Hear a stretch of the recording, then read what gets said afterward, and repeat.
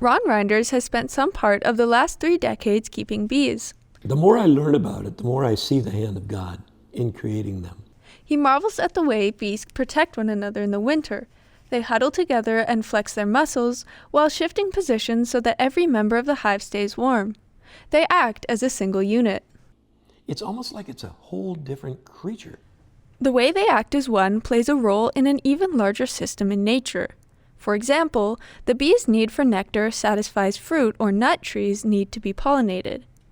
Reinders sees God at work and the order of creation demonstrated. Finally, you come to the conclusion that, you know what, this really all has to happen at the same time.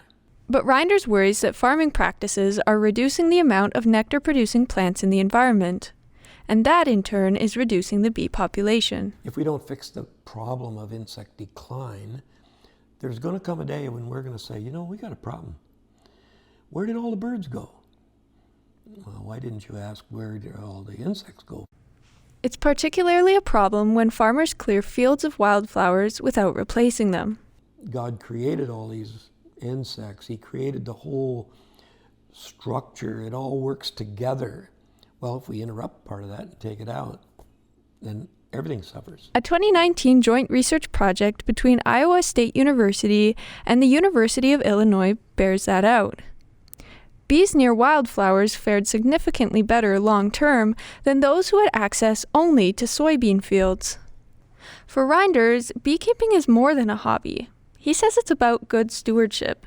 He spends about an hour and a half every week tending his hives during the spring season, but in August and September, he says he can spend full days collecting and preparing honey. When people say the word beekeeper, they just think of me, you know, with my equipment and my hives and that kind of thing. But you're a beekeeper. You could be. You could say, well, you know what? I'm a beekeeper, so I'm going to plant bees-friendly stuff. Like nectar-producing flowers. So petunias and hybrid plants are out. Native flowers are in. If you're a honeybee, this place right here, with all this beautiful green stuff, it's a desert, just grass. Grass is not helpful to a honeybee. One other way Reinders is fighting honeybee depopulation is by talking to local organizations, like conservation groups, sportsman clubs, and the Beekeeping Association. He's asking that wildflowers are used to reseed when the county needs to build up roadbeds.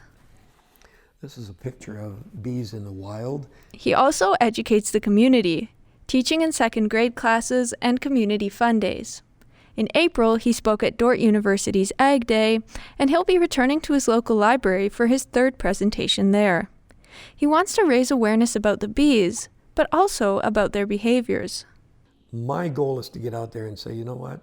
Bees are not looking for people to sting. Reinders would know. He has 8 beehives with an estimated total of 500,000 bees. You'll notice that they're a little bit more congregated up on this right side. Each beehive has a queen, and he's named each queen after a woman in his family. And I'll go into a beehive and I'll see Dawn written on the cover.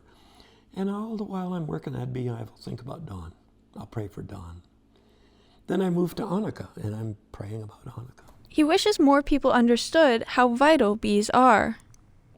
We're not alone here. Now that we're here and we can be better stewards of our soil and our land, I think we should. Reporting for World, I'm Anna Mandin in Sioux Center, Iowa.